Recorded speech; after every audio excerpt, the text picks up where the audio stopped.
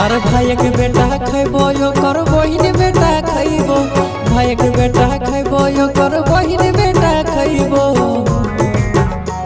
अरे गाँव के जने गिलनी ठीने चुगली करो, गुलुआ कमाई के ठीने चुगली करो।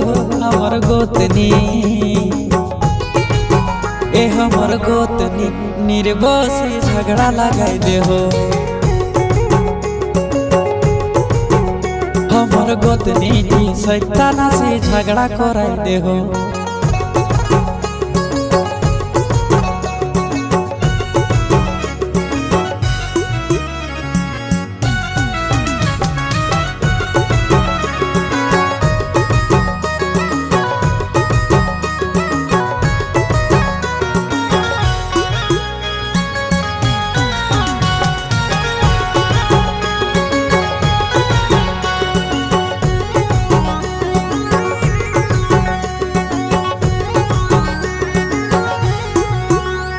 अरे हिंदे के बात हुंदे करे कुली कुली घूरी बुलाई।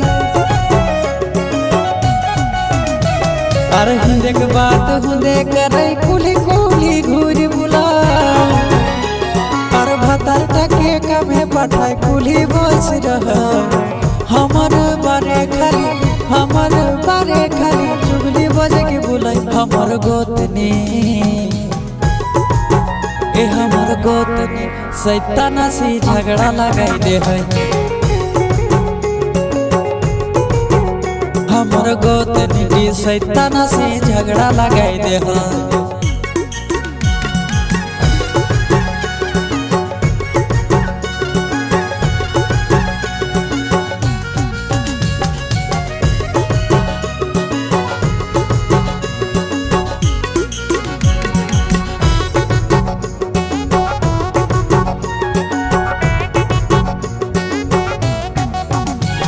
अरे हमर घर दिखे तोर भौजी दिखे नजर रहा। अरे हमर पिंधा ओढ़ा देखी काहे ओकर छाती फटा।